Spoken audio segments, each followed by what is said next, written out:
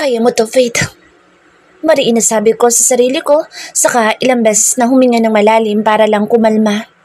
Nang magawa kong pakalmahin ang sarili ko ay kaagad ako nag-ayos, saka muling bumalik sa meeting. Nang makabalik ako ay papatapos na kaya napalunok ko ng mariin. Wala sa sariling napatingin ako sa pwesto ni Ivan.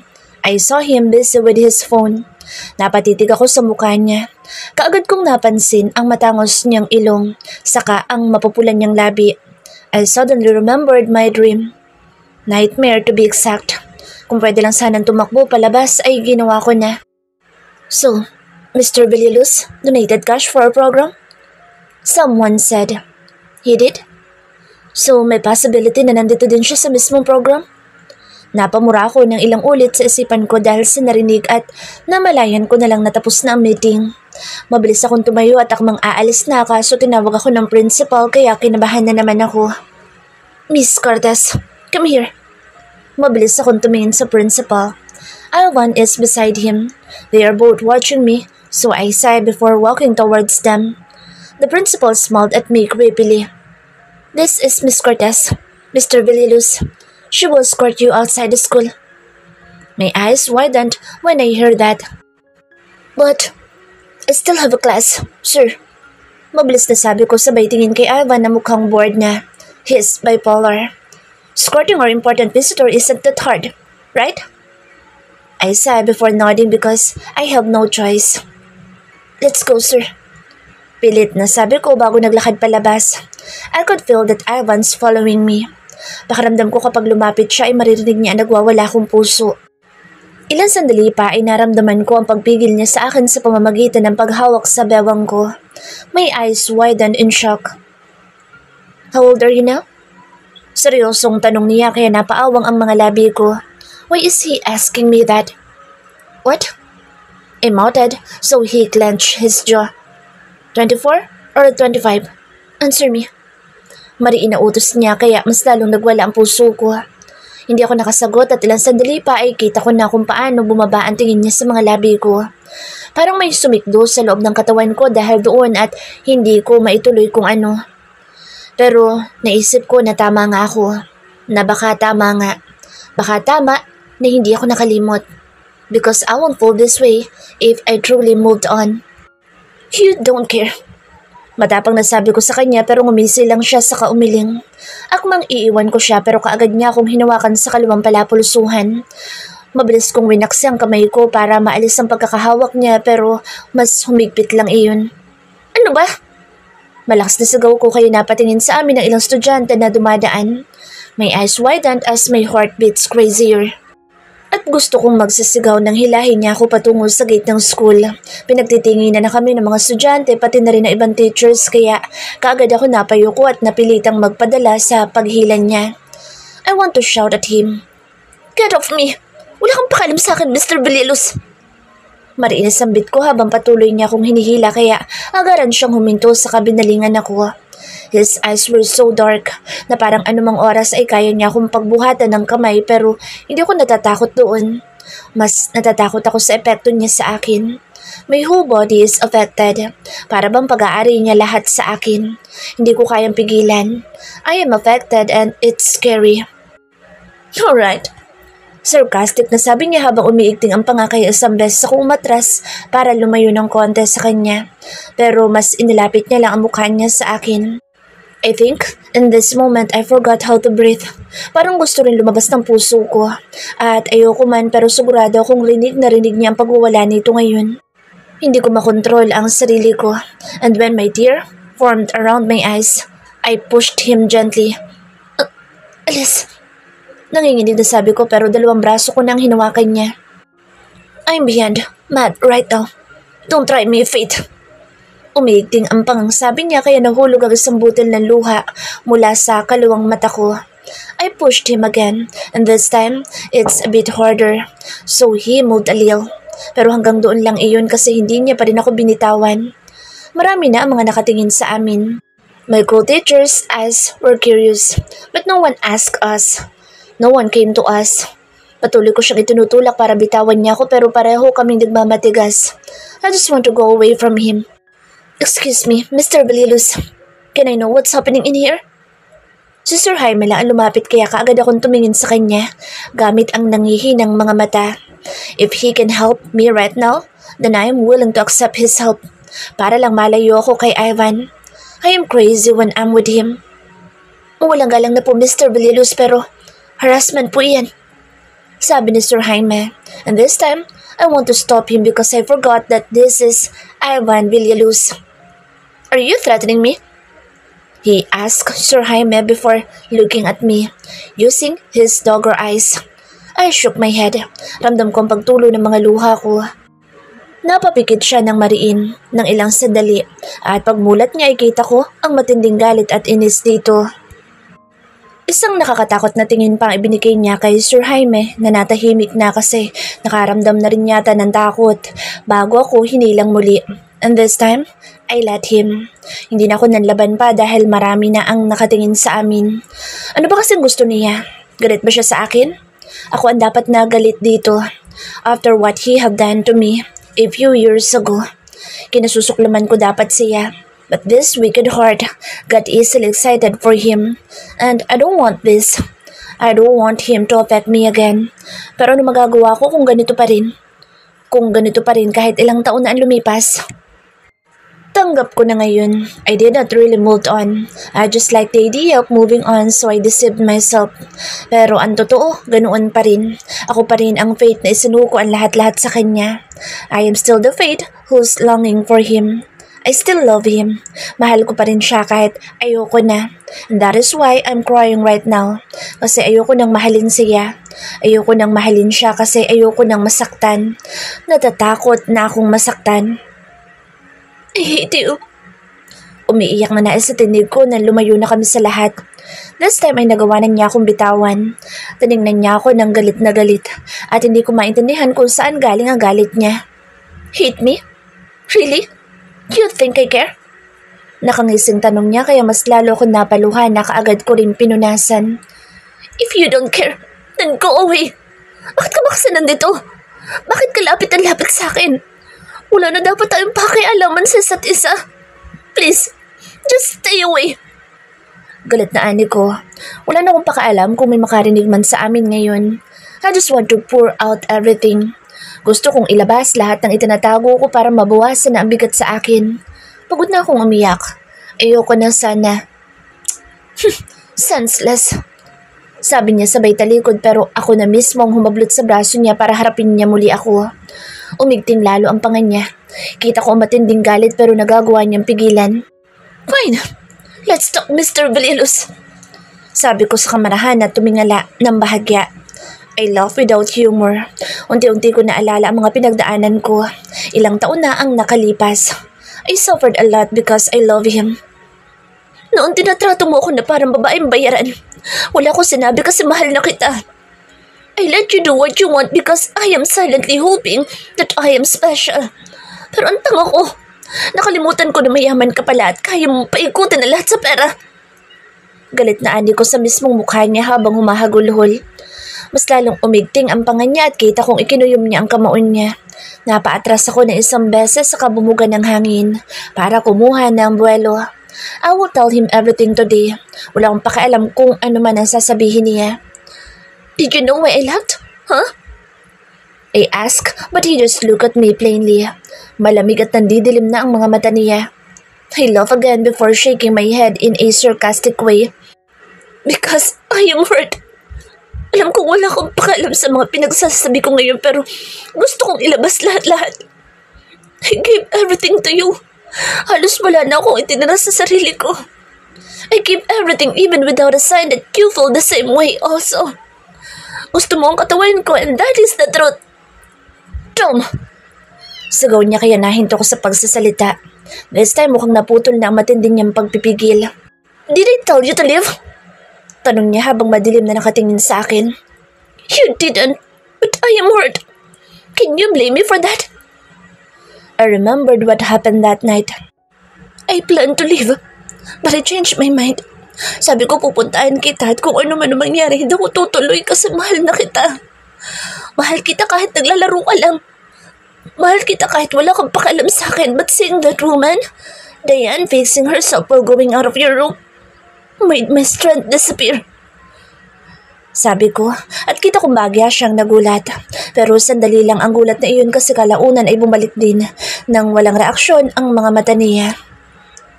Tom! Rinig ko pang mahina niyang mura pero hindi ako nagpapigil. Sabi ko sa sarili ko dapat hindi na ako umasa. Sino nga ba ako para pagtuunan mo ng pansin, hindi ba?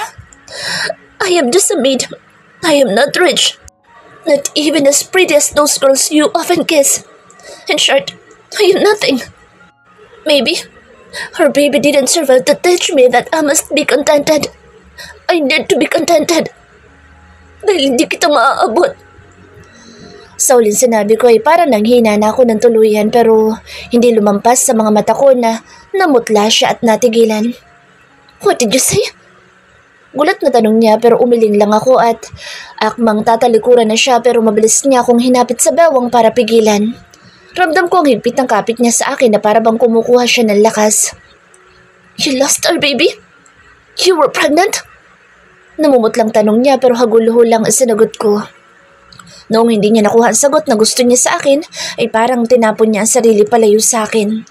Sinabunutan niya ang sarili niya sa katinuro ako ng walang sinasabi. I could feel his frustration and all I can do is to cry. Ilang sandali pa ay nakita ko ang isang luhang tumulong mula sa kaliwang mata niya, kaya mas lalo akong nahirapan sa paghinga. Mabilis siyang tumingala at sa muling pagtingin niya sa akin, ay puno na ng galit ang mga mata niya. Galit na hindi ko masukat kung hanggang saan. Galit na parang gusto niya akong saktan sa mga oras na ito. You were pregnant, and you didn't tell me because of your useless reason. Dumagundong ang boss niya.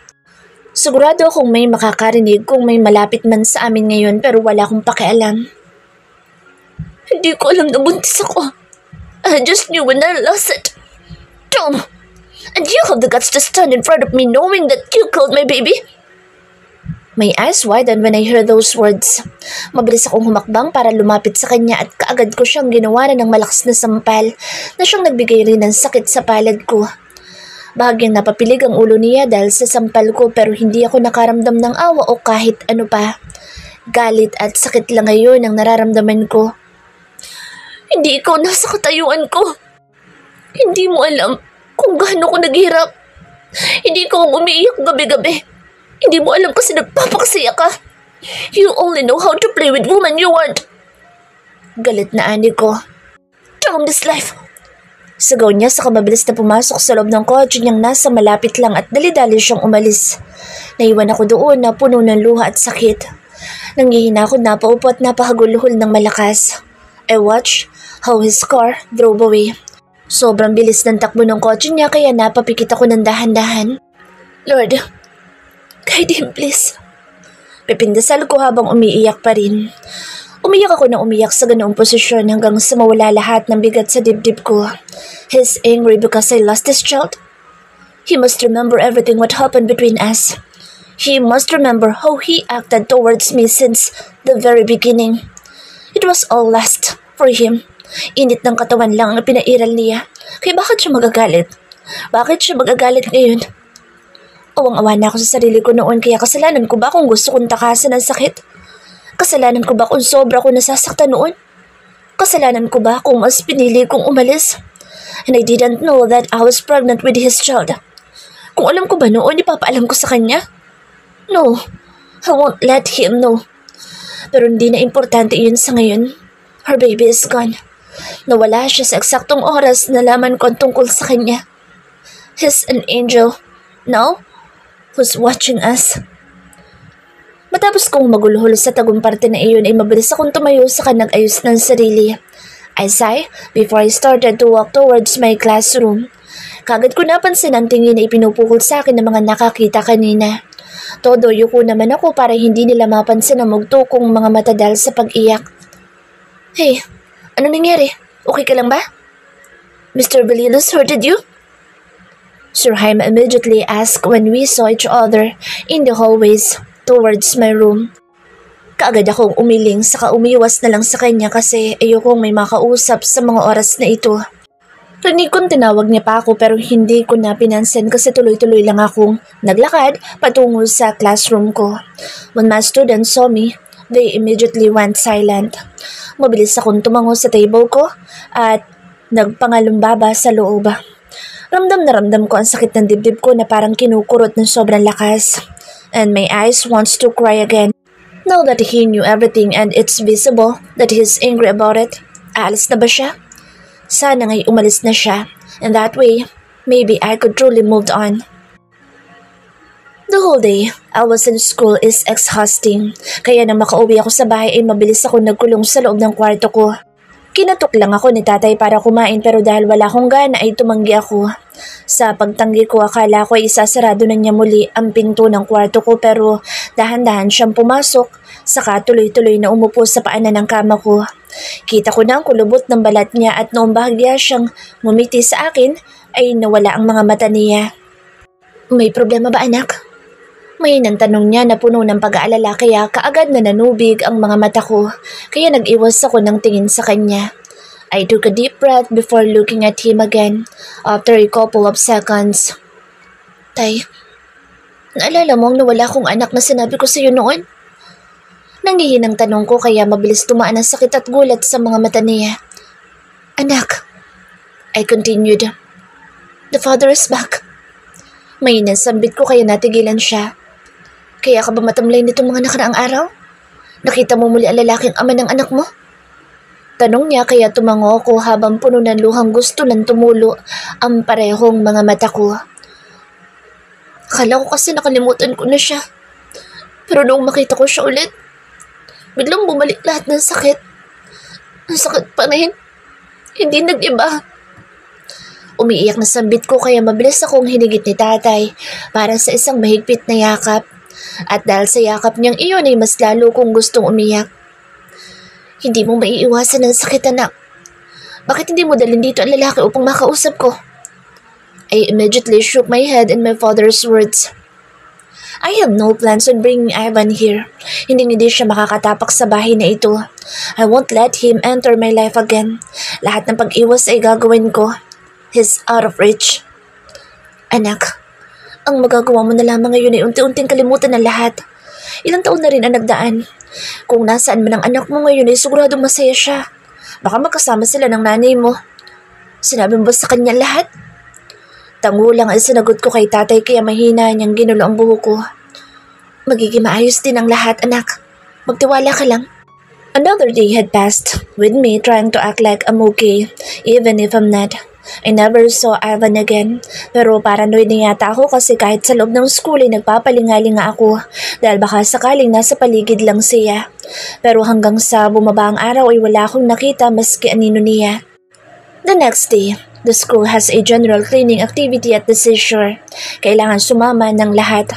Our town has a clean sea so we need to maintain it. In this small way, we could help the community. Students, huwag lumayo! At walang maliligo. Sigaw ko sa mga estudyanteng nagtatakbuhan.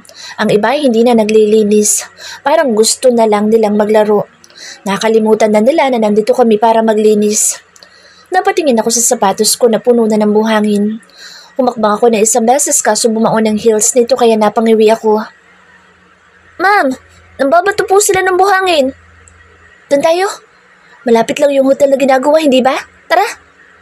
Sama kami. Ma'am! Nagkatinginan kami mga teacher nang tumakbo ang mga bata sa gawing kanan. I immediately took off my shoes.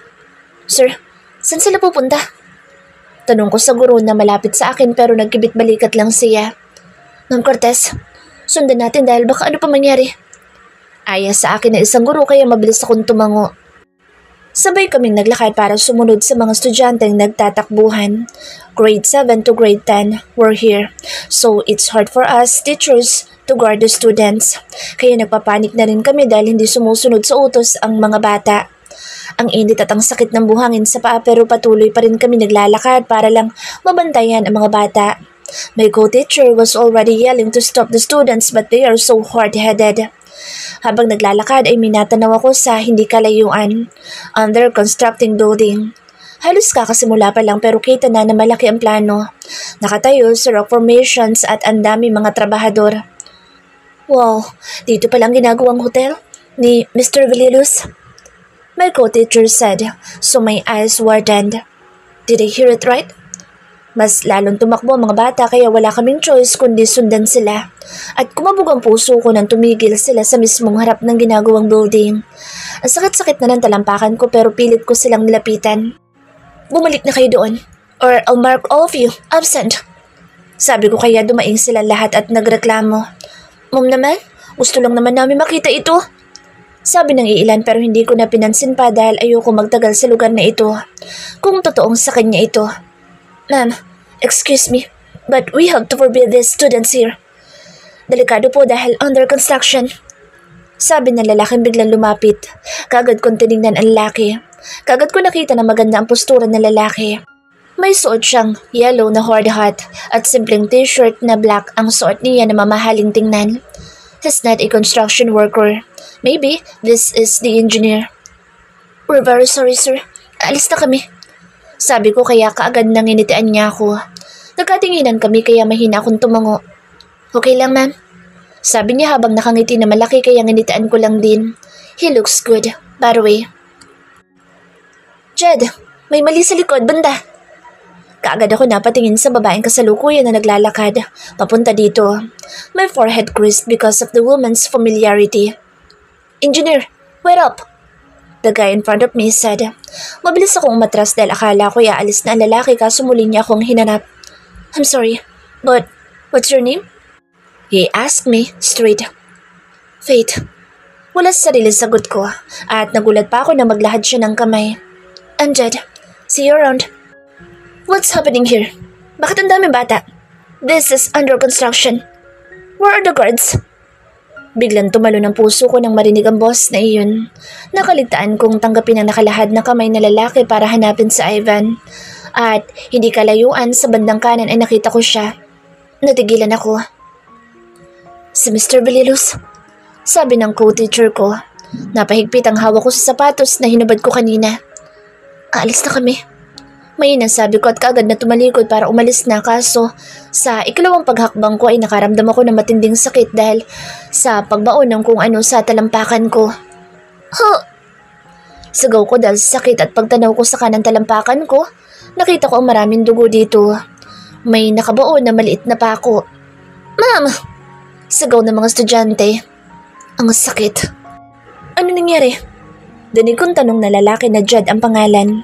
Hindi ko na pinansin pa kasi natuon ang pansin ko sa pako sa talampakan ko. Ang sakit.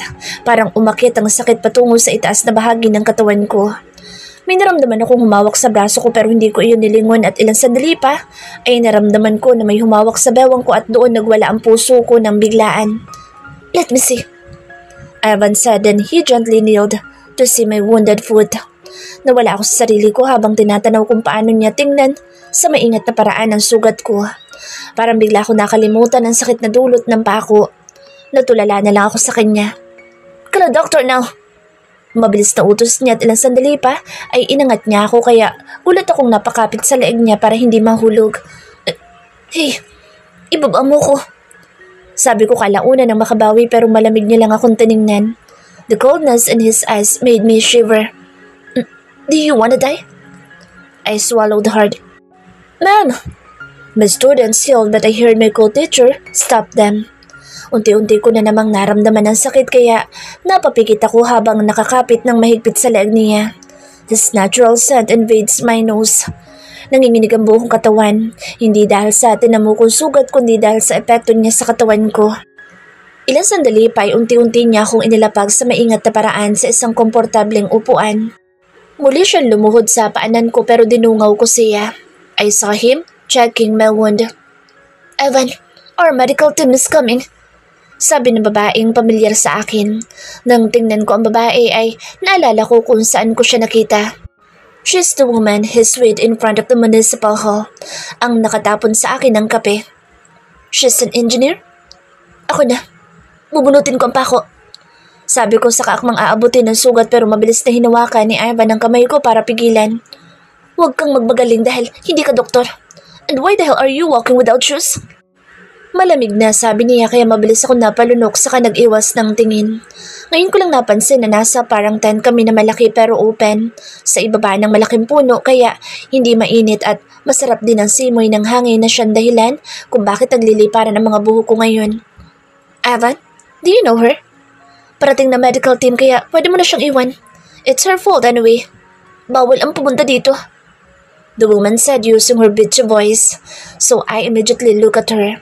Naabutan ko siyang nakatingin sa akin habang nakataas ang kilay. Ngayon ko lang napansin na may suot siyang hard hat na kulay dilaw. And she's wearing a racerback and leggings like she's not here for work. Kung engineer nga ito, bakit ganito ang suot niya? Ilang sandali pa ay may mga dumating na 3 nurse, yata o doktor. They are wearing a green t-shirt na may logo na cross na pula sa sleeves. Evan stood up beside me because they took over. Mom, bubunutin po namin ang pako. Sabi ng isa kaya mahina akong tumango. Hindi ako nakapaghanda ng bunutin nila ang pako kaya napatili ako ng malakas. Mas lalong lumakas ang pagdaloy ng dugo mula sa sugat ko at mas lalong sumakit. Napapikit na lang ako ng mariin para tiisin ang sakit at sa mismong pagdilat ko ay tapos na nilalagyan ng bondage ang sugat kaya tatayo na sana ako kaso may humawak ng mahigpit sa balikat ko para ibalik ako sa pagkakaupo. Tell someone to bring something to eat here. Hurry up! I bit my lower lip to prevent myself from talking. Wala sa sarili kong nilingon sa Evan. He's currently talking to the woman. Tinignan ko silang dalawa ng pabalik-balik. Is that his new girlfriend? Mabilis ako napayuko dahil ayokong maabutan nila na nakatingin ako sa kanila. Huminga ako ng malalim ng ilang beses bago dahan-dahan na tumayo ng walang ginagawang ingay. Ouch! Daing ko na bahagya akong maitapak ang sugatan na paa. Where do you think you're going? Tanong ng malamig na boses kaya mabilis ko siyang nilingon. Kaagad kong nakasalubong ng tingin ang malalamig niyang mga mata. I need to go. Thank you. Sabi ko pero mabilis niya akong hinigit sa braso at sa pilitan na pinaupo ulit. No, kaya ko na. Your students isn't wounded, but you are. May bahid ng inis na sabi niya kaya natahimik na lang ako. Dahil sa mga oras na ito pakanamnam ko ay mali lahat ng mga salitang lalabas mula sa bibig ko. I bit my lower lip before looking at him again. Naabutan ko siyang nakatitig sa akin. Palagi ba siyang nandito? Is this yours? Mahinang tanong ko pero wala siyang isinagot. Napatikim na lang ako ng mahina dahil sa pagkapahiya. Obviously. He answered after a few minutes, so I sigh. Are you okay? Hindi ko alam kung bakit ko naitanong ang bagay na iyon. Hindi ko rin inaasahan pero mas hindi ko inaasahan ang naging sagot niya. After knowing that I got you pregnant before, you think I am? You think I am okay when I know that I have lost my baby? Diretsong tanong niya sa akin kaya nangunot ang noo ko. Is he blaming me? What? Gulat na sabi ko habang nakatingala sa kanya pero binigyan niya ako ng masamang tingin. Sinubukan kong tumayo para kahit paano ay maharap ko siya. Kaso naitapa ko ang sugatan kong paa kaya napangiwi ako at bigla ang napaupo ulit. Mahinang napadaing ako habang tinitingnan ang sugat na nakabondage na. Ilang sandali pa ay nakita ko siyang dahan-dahan na lumuhod sa paanan ko. His brows were furrowed na para bang napipilitan siyang gawin iyon. Sinubukan kong iiwas ang paa ko pero mabilis niya iyong nahuli. And my lips opened when he gently touched my wounded foot. Natahimik ako habang tinatanaw siyang gawin iyon. Parang biglang nawala lahat ng hapdi at sakit. I am not dreaming right now. Right? Evan is in front of me. Parang abot kamay ko siya ngayon. Hindi ko napigilan ang pagsikdo ng puso ko kaya mabilis akong napatingala. I sigh and gently close my eyes. Gusto kong tawanan ang sarili ko. Sabi ko hindi ako lalapit sa kanya. Pero ngayong nasa paanan ko siya, habang hawak ang paa ko ay wala man lang akong ginagawa. Wala akong ginagawa para lumayo siya o umiwas. I am completely drowned. Let's go. Biglang sabi niya sabay tayo kaya mabilis akong tumingin sa kanya. I saw him fixing his shirt. Babalik na ako sa mga kasama ko. They are looking for me. For sure. Sabi ko pero malamig niya lang akong tinignan na parang ako ang pinakabobong tao sa mundo. Bahagi ako napalunok saka nag-isip kung tama ba ang sinabi ko o hindi. In that state? Sarcastic na tanong niya kaya dahan-dahan akong napatingin sa paa kong hindi ko maitapak sa buhangin. Saka dahan-dahan na napabuntong hininga. Yes, sabi ko, kalaunan kasi wala din naman akong choice. Dahan-dahan akong tumayo at kita ko sa gilid ng mga mata ko na tinititigan niya akong gawin iyon. Pinigilan ko ang pagniwi sa harap niya kasi alam kong may masasabi na naman siya. I tried to stop once at noong makahakbang ako na isang beses ay wala sa sarili akong lumingon sa kanya. I caught him watching me intently so I immediately got my eyes away from him. Kagat labi muli akong humakbang. Tiniis ko ang sakit dahil sa pag-apa ko sa buhangin. Wala akong sapatos na suot kaya ramdam ko ang init na dala ng buhangin pero alam kong hindi ako maaaring magtagal dito. I would choose to walk all by myself rather than staying here. Nararamdaman ko na ang lagkit sa leeg at mukha ko dahil sa hangin dito sa dalampasigan. Ramdam ko rin ang hapdi ng sugat pero hindi ako huminto sa paglalakad. And I could feel that he is following me. Nakaramdam ako ng inis dahil sa bagal ko pero wala akong magagawa kasi masakit talaga ang sugat. Alvan, we have a problem. I heard a sweet girly voice. Gusto kong magpatuloy sa paglalakad pero automatic na akong huminto. What? I heard Alvan's voice. Hindi ko na napigilan pa ang sarili kong lumingon sa bandang likuran. And my heart skipped a beat when I saw them looking at the bond paper. Sobrang lapit nila sa isa't isa kaya bahagyang napaawang ang mga labi ko. I even saw how the woman touched Alvan's back. Mabilis kong ipinilig ang ulo ko saka nag-iwas ng tingin. Hindi na ako nag-aksaya pa ng panahon at kaagad nang naglakad ng dahan-dahan para makalayo sa lugar na iyon. I need to avoid him. I must avoid him. Ang ingay lang ng mga makinarya na ginagamit sa construction ang mga naririnig ko. Kagatlabi kong binilisan ng konti ang paglalakad kahit pa sobrang sakit talaga ng sugat ko. Pakiramdam ko dumudugo na naman pero wala na akong pakialam. Gusto ko na lang na makabalik na sa mga kasamahan ko. I must avoid each other. We must. Medyo nakakalayo na ako sa ginagawang hotel nang may biglang humablot sa palapulusuhan ko kaya sa pilitan akong napalingon. Ano ba? Inis na sabi ko dahil sa inis pero bigla ako nakaramdam ng panghihina nang makita ko kung sino ang humablot sa akin. His forehead was creased like he's pissed more than I do. Ivan, may nang sambit ko sa kadahan-dahan at tiningnan ang kamay niyang nakatingin sa akin. Mukhang napansin niya ang ginagawa ko kaya mabilis niya akong binitawan. Napalunok ako sa napakurap dahil doon. Hindi ko may pagkakaila na nakaramdam ako ng hapdi sa dibdib.